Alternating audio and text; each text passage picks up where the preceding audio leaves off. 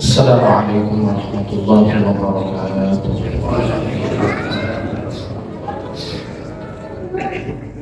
Alhamdulillah nahmaduhu wa nasta'inuhu wa nastahdihi wa nastaghfiruhu wa natubu ilayh. Asyhadu an la ilaha illallah wahdahu la syarika lahu wa asyhadu anna Muhammadan 'abduhu wa rasuluhu la nabiyya ba'dahu.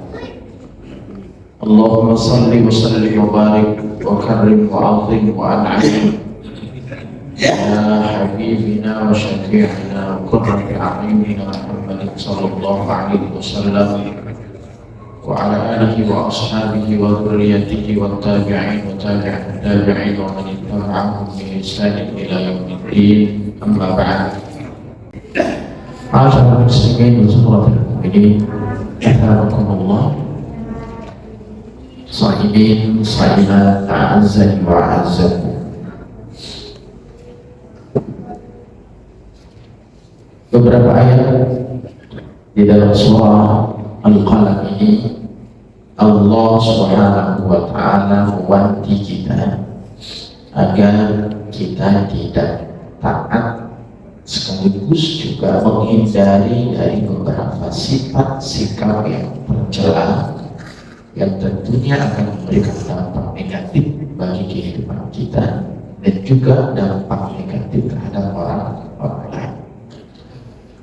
Mulai dari ketika Allah Subhanahu wa ta'ala melarang kita agar kita tidak taat terhadap al-mukadzibin, orang-orang yang berdusta, yang mereka menjual agama dengan keuntungan dunia yang sangat murah. Bahkan mereka mencari-cari jalan untuk menutupi kebohongan dengan kebohongan yang lain, sehingga kita akan terpesona, hingga akan timbul toleransi yang kebablasan, yang berlebihan, yang tentunya bertentangan dengan itulah yang disebut dengan mudahana. Begitu juga jangan engkau dekati atau menghindari sikap halal mayyit yang bersumpah, yang bersumpah akan tetapi sumpah itu untuk menutupi kedustaan, kebohongan, dan tentu menjadi sebuah penghinaan.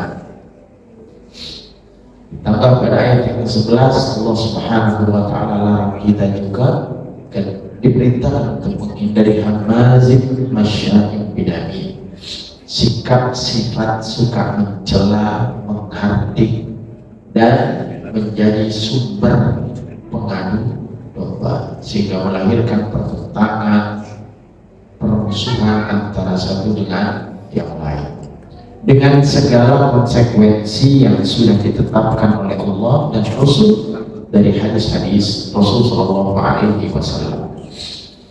Maka pada ayat yang ke-15 ini masih menyambung terkait dengan kelompok atau sifat-sifat yang layak untuk kita hindari. Apa itu? Yaitu manna'i lil khairi mu'tadin athim.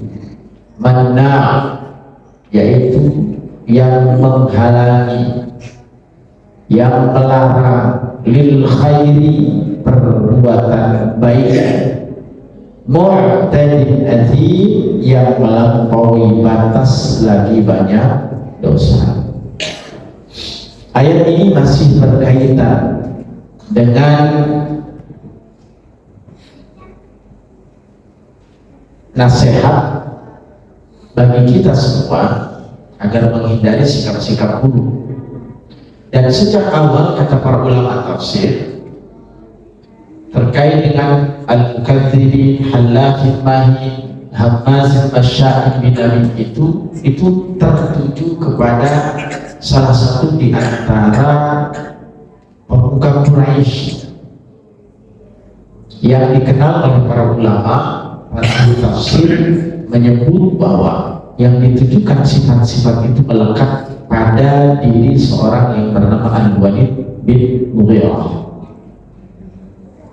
Maka disebutkan dalam buku-buku sirah bahwa Walid al-Mughirah adalah orang yang kaya raya, ya, yang punya banyak harta. Namun kekayaan itu menyebabkan dirinya menjadi sombong, angkuh, ya. Dan lebih dari itu pula memusuhi Nabi Shallallahu Alaihi Wasallam dan menghalangi dakwah Nabi Shallallahu Alaihi Wasallam. Ada kisah menarik terkait dengan Al-Walid bin Mughirah ini yang diceritakan di dalam banyak sirah-sirah Nabawiyah. Terkenal sangat dermawan tatkala musim haji.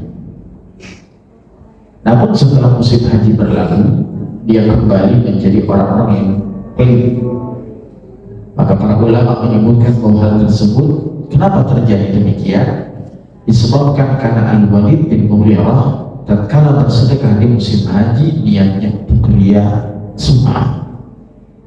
Dan kita tahu bahwa orang yang riya dan sum'ah tentu akan bisa mengorbankan apa saja demi tujuan yang ingin dicapainya, meskipun yang harus dikorbankan adalah harta dan nyawanya. Ya. Oleh sebab itu demikian Al-Walid bin Mughirah yang baik ketika musim haji dan pelit di luar musim tersebut. Oleh karenanya Allah Subhanahu wa Ta'ala menyifatinya dengan kalimat manna'in lil khairi mu'tadin athim. Artinya Walid bin Mughirah adalah orang yang tidak mau berbuat kebaikan dengan bersedekah serta banyak berbuat kezaliman kepada orang lain, dan hanyalah berbuat dosa kepada Allah dan banyak berbuat dosa kepada Allah Subhanahu wa Ta'ala. Nah, yang pastinya tentu di dalam agama kita menghalangi orang berbuat baik itu dilarang. Mencegah berbuat kebaikan orang itu juga dilarang, dan itu termasuk perbuatan yang sangat buruk. Di antara firman Allah Subhanahu wa Ta'ala yang menjelaskan kepada kita semua mengenai hal tersebut terdapat dalam surah Al-A'raf ayat yang ke-86. Allah Subhanahu wa Ta'ala berfirman, A'udzu billahi minasyaitonir rajim wa la taq'udu bikulli siratin tu'iduna wa tasudduna 'an sabilillah man amana bihi wa tabghunaha 'iwaja. Dan janganlah kamu duduk di setiap jalan dengan menakut-nakuti dan menghalang-halangi orang-orang yang beriman dari jalan Allah dan ingin membelokkannya. Wa tabghunaha 'iwaja wa dhkuru idh kuntum qalilan fakaththarakum. Lalu Allah sambung, lalu Allah memperbanyak jumlah kamu, dan perhatikanlah bagaimana sesudahnya. Wanzuru kaifa kana 'aqibatul mufsidin. Di dalam tafsir ya, yang ayat di atas tadi itu terkait dengan Nabi Syuaib, kaum Nabi Syuaib. Setelah Nabi Syuaib memerintahkan dan melarang kaum-kaumnya untuk membuat kerusakan di atas muka bumi, maka ayat ini menerangkan bahwa Nabi Syuaib juga melarang mereka duduk di jalan untuk mengganggu orang yang sedang lewat. Kadang-kadang walaupun kita nggak sadar jadi duduk, maka bahkan di dalam hadis Nabi mengatakan la tajlis la taq'udu 'ala turuq, jangan kau duduk di jalan-jalan yang orang melewati lalu lalang jalan tersebut, karena itu menghalangi jalan orang.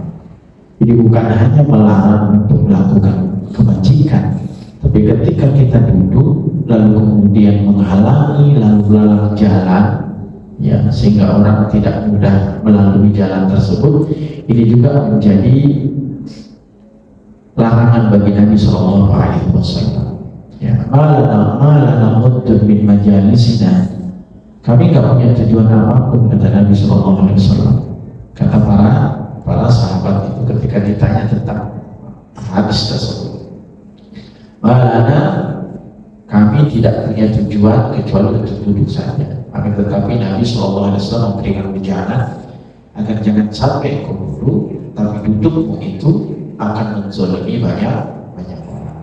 Terlebih ketika mereka duduk lalu akan berpengaruh menghalangi jalan-jalan kebaikan bagi orang yang beriman.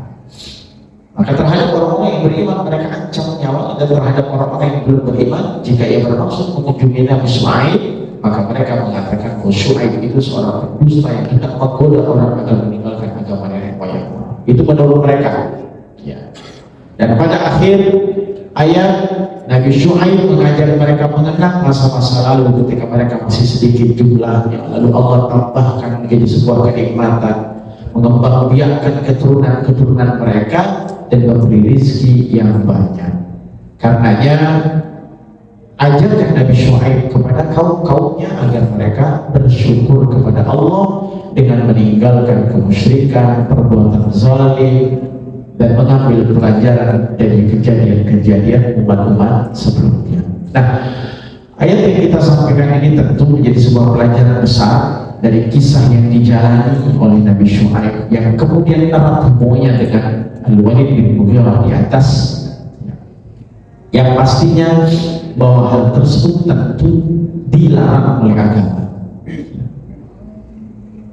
dan tentu menghalangi orang berbuat kebaikan itu akan mendapatkan ganjaran ganda.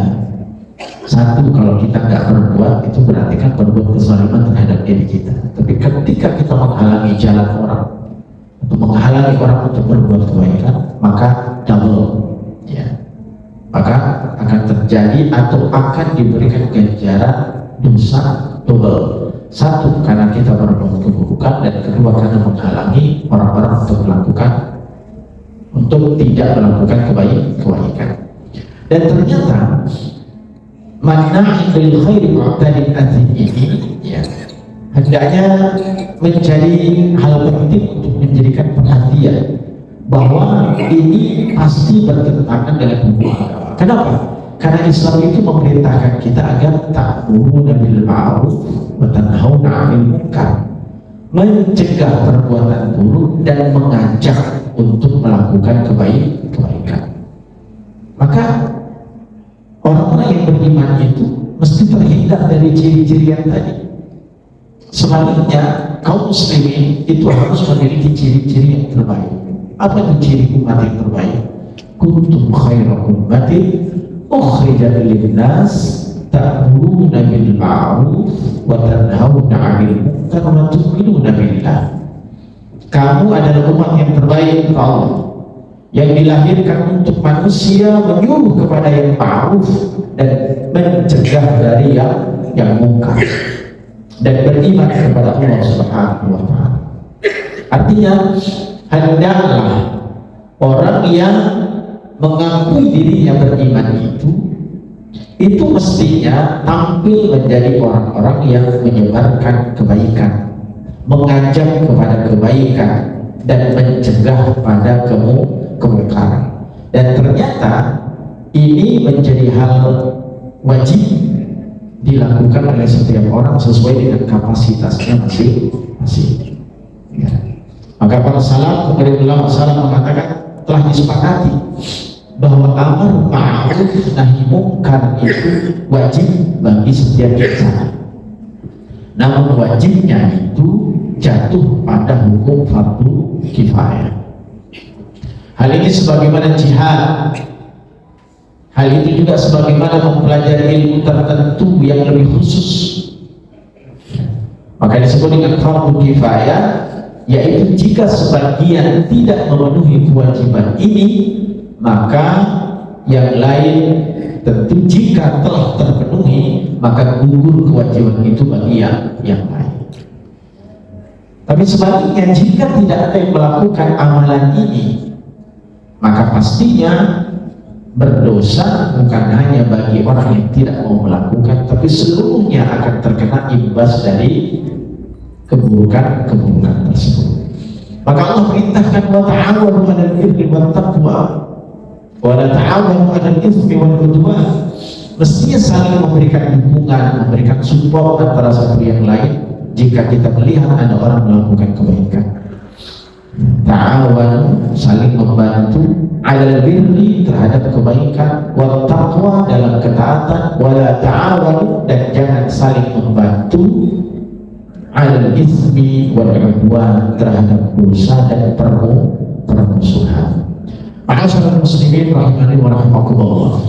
Sebaliknya, jadi ketika kita mencegah perbuatan buruk atau ketika kita mencegah orang untuk melakukan kebaikan, maka bukan hanya dosa kecil saja yang kita akan terima, akan tetapi bisa jadi itu menjadi dosa yang berlipat ganda. Sebagaimana amal yang kita lakukan ketika memerintahkan kebaikan kepada orang lain, maka kita juga akan mendapatkan kebaikan yang berlipat ganda.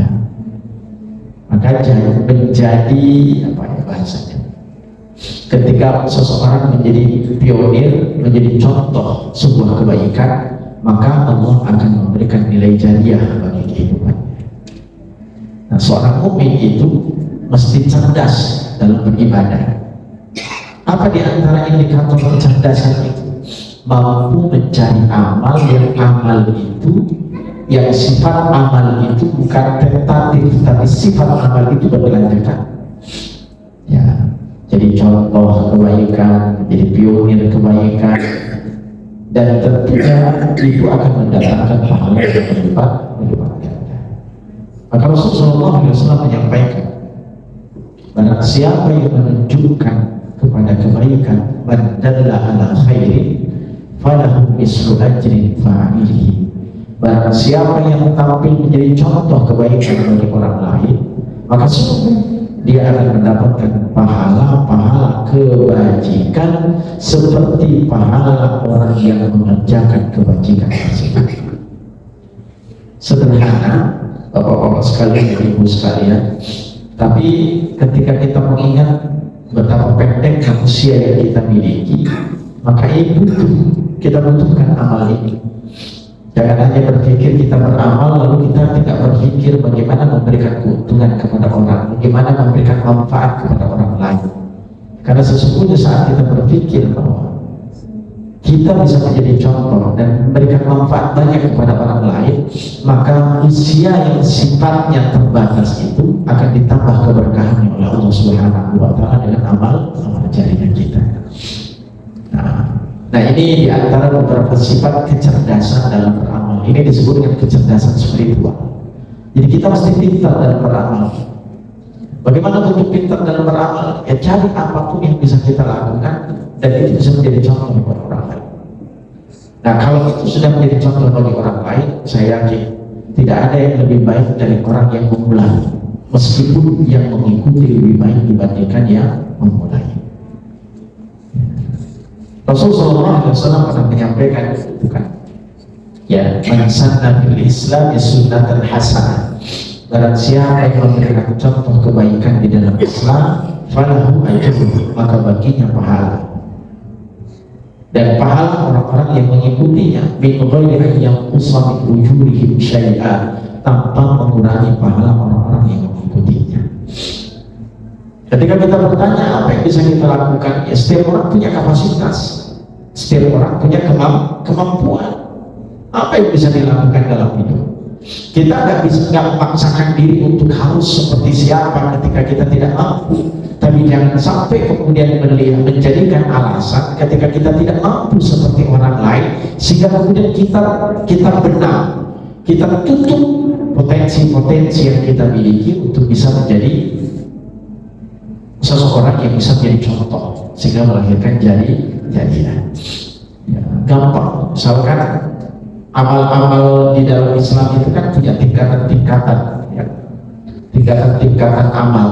Ya, paling syu'urul iman di dalam kelompok-kelompok iman itu, tingkatan hierarki iman itu kan yang paling rendah, kalimat yang paling tinggi terbaik itu adalah kalimat la ilaha illallah.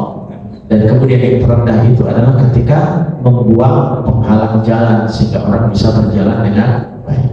Dari tingkatan-tingkatan itu saya yakin kenapa kemudian disebutkan ada hierarki, ada tingkatan-tingkatan kesalehan itu, agar setiap orang jangan mencari alasan untuk tidak bisa tampil sehingga tidak mencari alasan untuk tidak bisa berbuat. Jadi setiap orang di satu sisi memang manusia diberikan kekurangan, tapi di sisi lain setiap orang pasti diberikan kelebihan.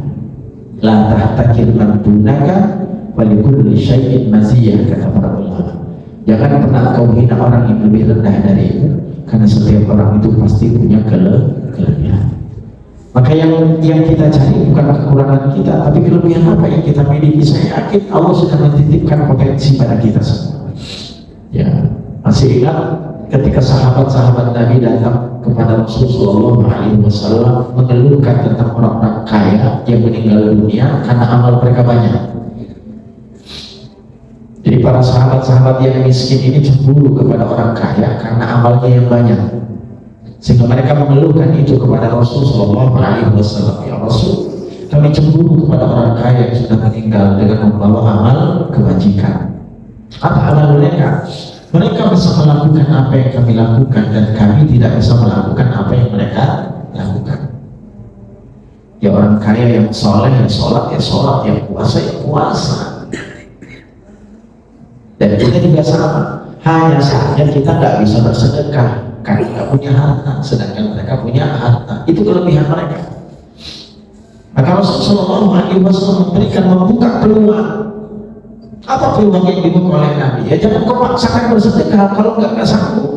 Lalu apa yang kemudian bisa menyamai predikat mereka, menyamai amal-amal mereka dengan amal-amal kami?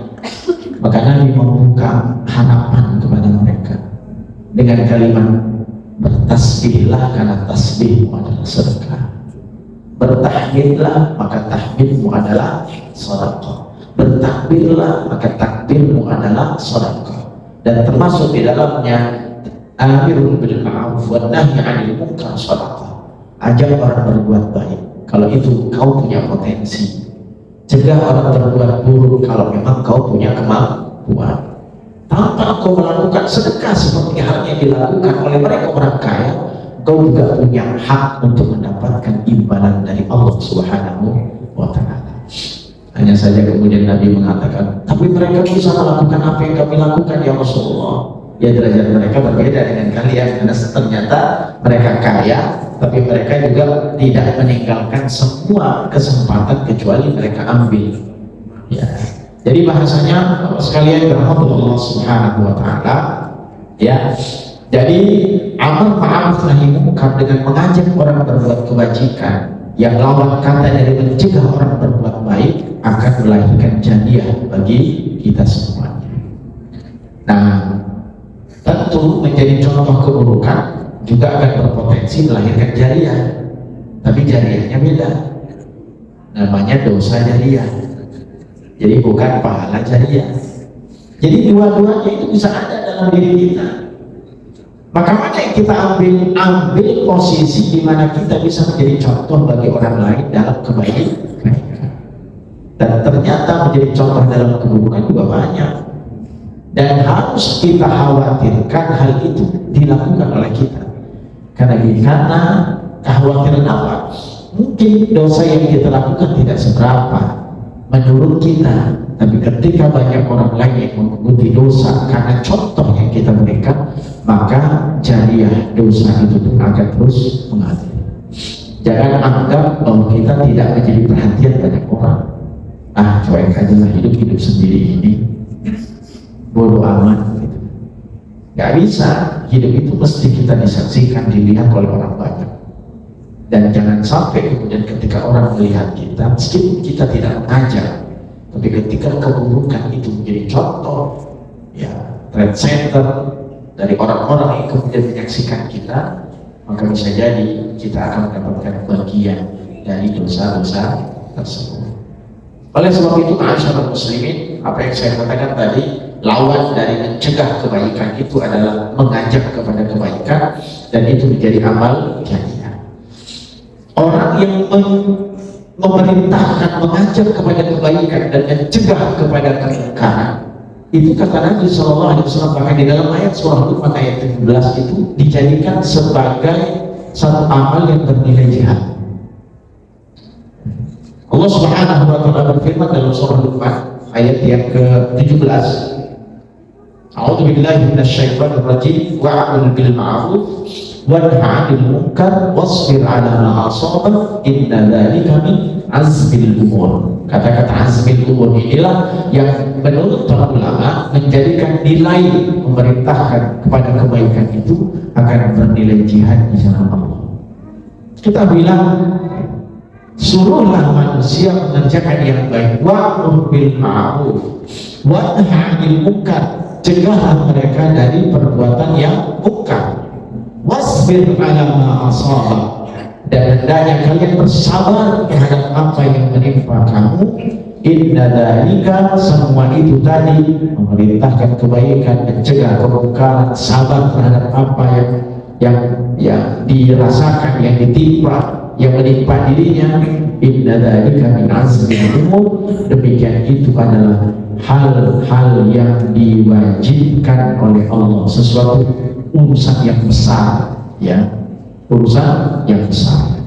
Oleh sebab itu, ya, orang-orang yang memerintahkan kepada yang ma'ruf, kepada kebaikan sekecil apapun, dan melarang dari yang munkar, termasuk mujahid di jalan Allah.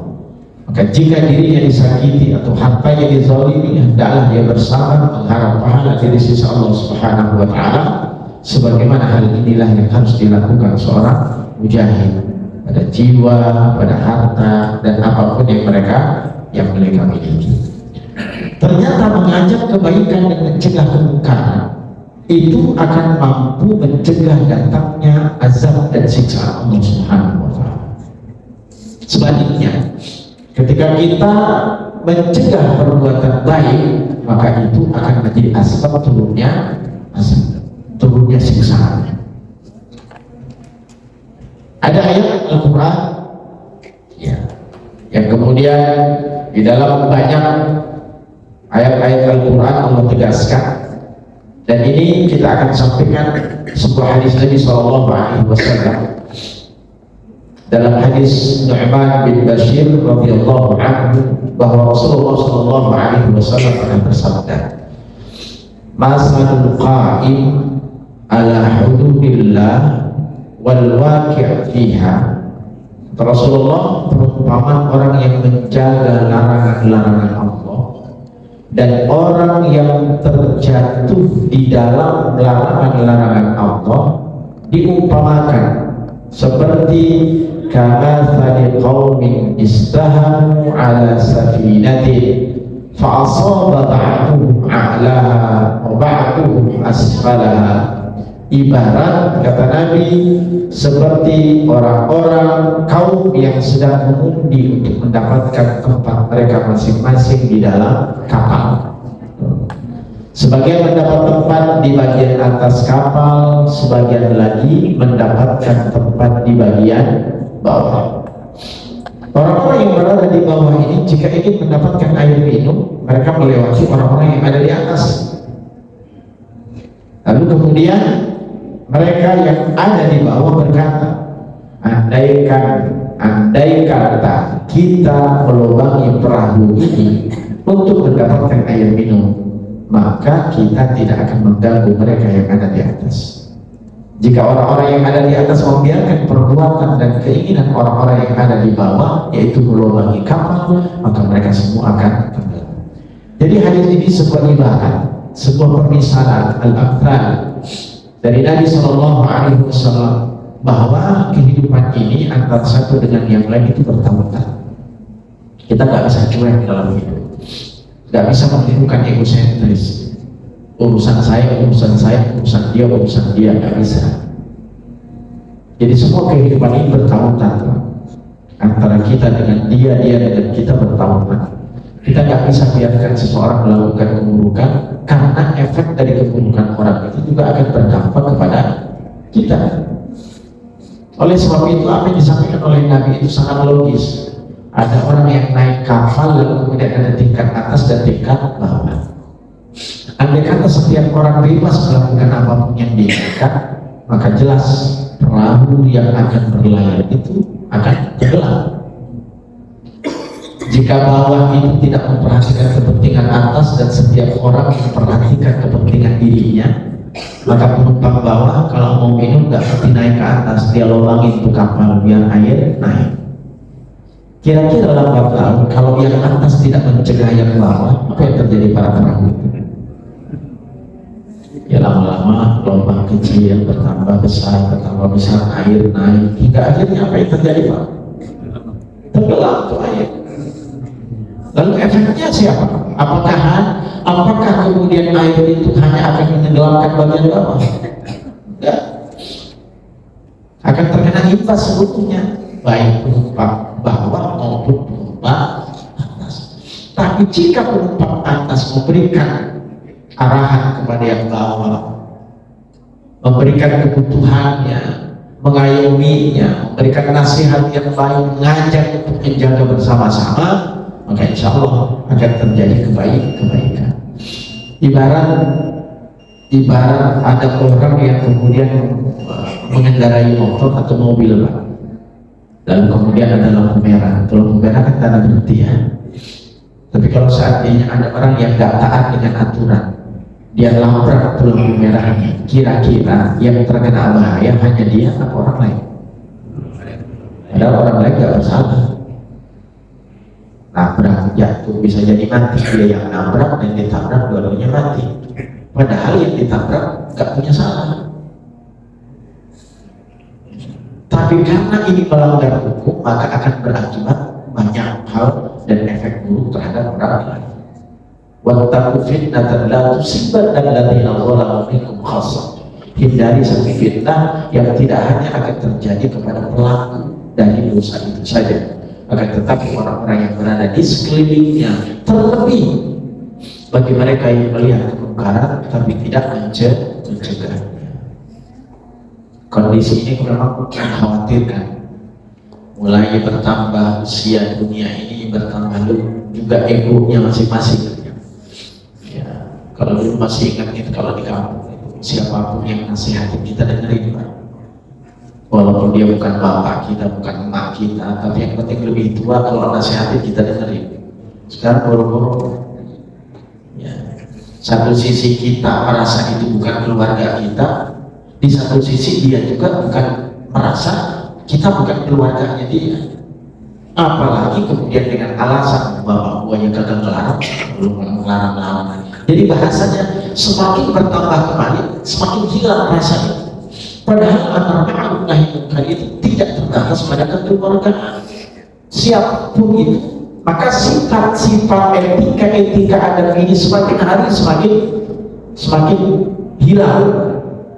Maka tentu hal inilah yang menyebabkan lahirnya kekacauan, lahirnya petaka, lahirnya siksaan macam-macam. Ya. Dan Bapak sekalian, Allah Subhanahu wa taala inilah yang yang menjadi asbab kehancuran itu. Karena apa? Setiap orang sudah merasa bahwa hidupnya adalah kehidupan masing-masing, sehingga setiap orang punya kebebasan, yang kebebasan itu hakikatnya sudah melanggar kebebasan orang. Nggak bisa, hak asasi manusia itu nggak bisa berlaku sepenuhnya. Ini kan hak asasi saya. Kalau tidak menjadi hak asasi saya, bisa salah kaprah. Ya. Kalau itu sudah menjadi ranah publik, maka pastinya semuanya berkaitan. Ya. Yang tadi, ketika penumpang kapal bawah mengatakan ini hak saya untuk minum, lalu kemudian atas cuek dengan apa yang dilakukan oleh orang bawah, maka lambat laun kehancuran akan datang. Oh sekalian yang dirahmati Allah Subhanahu wa taala, ya. Kemudian amar ma'ruf nahi munkar, ya, bagi yang tidak melakukan amar ma'ruf nahi munkar, di antaranya penyebab akan melahirkan tidak dikabulkan doa, ada kaitannya.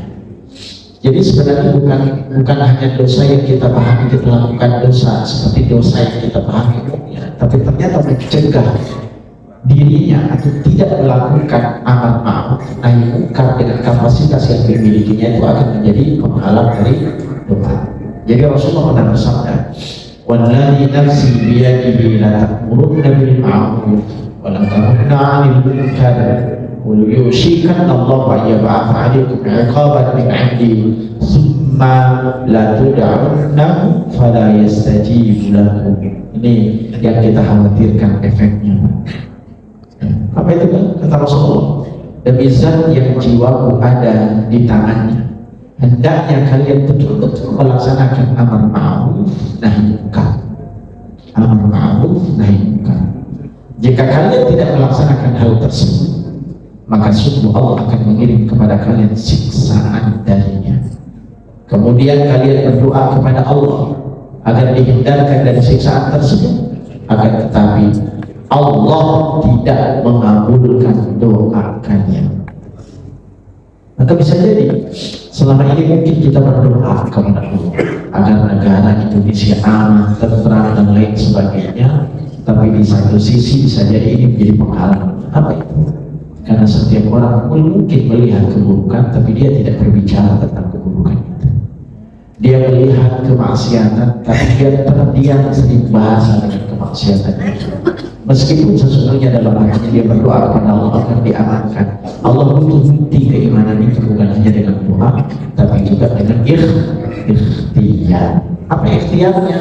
Ya setiap orang melakukan sesuatu yang bisa dilakukan. Nabi SAW pernah mengatakan terkait dengan mungkar, man ra'a minkum munkaran falyughayyirhu biyadihi wa illam yastati fa bilisanihi wa illam yastati fa biqalbihi fa huwa ta'amul iman. Ada tingkatan kemampuan seseorang, kapasitas untuk mencegah kemungkaran. Mana dari bagian-bagian ini yang bisa kita ambil? Tentu yang paling tinggi secara hierarki lebih baik. Apa itu? Faman ra'a minkum munkaran. Siapa yang melihat kemungkaran? Kemungkaran itu berarti sesuatu yang bertentangan dengan kebaikan, baik urusan pribadi maupun kebaikan secara sosial. Ketika aku melihat kemungkaran itu, maka ubahlah. Apa yang bisa kamu ubah? Satu, falyughayyir biyadihi, maka ubah dengan tangan. Tangan itu bukan berarti maknanya tangan secara hakiki, bisa juga makna majazi. Apa itu? Jabatan, kedudukanmu yang tinggi, engkau bisa berpotensi untuk melahirkan kebaikan itu. Ya. Kedua, kalau engkau nggak mampu dengan itu karena engkau nggak punya kapasitas di situ, maka ambil golongan yang kedua, falyughayyir bilisani, maka hendaknya berubah dengan lisan. Lisan juga masih belum sanggup, maka paling tidak fabiqalbi, dengan hatinya. Ada kebencian terhadap kemaksiatan itu. Jangan malah semuanya nggak ada. Kita nggak berusaha dengan kekuatan kita, nggak berusaha dengan lisan kita, hati kita juga nggak menolak keburukan itu. Bahkan bisa jadi menjadi bagian dari orang yang memberikan dukungan terhadap keburukan itu, jadi masalah. Kenapa? Kalau sudah nggak ada hatinya kebencian, meskipun dia sangat sanggup melakukan dua hal di atas itu, bahwa ta'amul iman, maka itu adalah iman yang paling lemah. Dan sebab itu ma'asyiral muslimin rahimani wa rahimakumullah, banyak hal ya yang bisa berpengaruh terhadap orang-orang yang mencegah, menghalangi orang berbuat baik, dan sebaliknya tentu efek baik bagi orang-orang yang melakukan kebaikan dengan mengajak kepada kebaikan dan mencegah kepada keburukan. Karena semua itu menjadi sumber keberuntungan. Dan ini menjadi dalil terakhir untuk ayat yang 12 ini. Mari kita simak ayat Allah Subhanahu wa taala dalam surah Al-Imran. Wal takum minkum ummatun yad'una ilal khairi wa ya'muruna bil ma'rufi wa yanhauna 'anil munkari wa ulaika humul muflihun. Jika engkau ingin menjadi orang-orang yang beruntung, kata Allah, maka lakukan hal ini. Apa itu? Wal takum minkum ummatun yad'un, hendaknya ada di antara kalian segolongan orang yang menyeru kepada kebajikan, menyeru kepada kebaikan, menyeru berbuat yang ma'ruf dan mencegah dari yang munkar. Kalau kita belum mampu secara luas kita lakukan itu, paling tidak kita awali dari diri kita dan keluarga kita. Anfusakum wa ahlikum nar. Jangan punya cita-cita bisa mengubah dunia ini kalau sesungguhnya dari hal yang kecil pun kita belum mulai. Anfusakum wa ahlikum nar. hindarkan, selamatkan diri kita dan keluarga kita dari api neraka. Berharap negara ini baik tentu tidak akan baik jika masyarakatnya tidak baik. Masyarakat ini tidak akan lahir kebaikan kalau dari setiap keluarga tidak ada kebaikan, dan setiap keluarga tidak ada kebaikan kalau setiap individu tidak punya kesadaran. Mudah-mudahan dengan demikian apa yang kami sampaikan ya terkait dengan manna'in bil khairi mu'tadin athim, belajar dari Al-Walid bin Mughirah, keburukan-keburukan yang dimilikinya untuk kita hindari agar kita tampil menjadi manusia-manusia yang terbaik. Mudah-mudahan dengan apa yang kita pelajari hari ini, semoga Allah Subhanahu wa taala buka wawasan kita, menyadarkan kita akan seberapa pentingnya amar bil ma'ruf nahi 'anil munkar bagi kehidupan beragama, kehidupan sosial kita semuanya. Semoga Allah tambahkan keberkahan di pagi hari ini dengan puasa yang kita lakukan dan i'tikaf sesaat kita dalam menuntut ilmu. Semoga menjadi penyempurna dari amal-amal puasa kita hari ini. Terima kasih atas segala perhatiannya. Mohon dibukakan pintu maaf yang sebesar-besarnya. Nasrullah wa fathun qarib. Subhanakallahumma wa bihamdika asyhadu an la ilaha illa anta astaghfiruka wa atubu ilaik. Wassalamualaikum warahmatullahi wabarakatuh.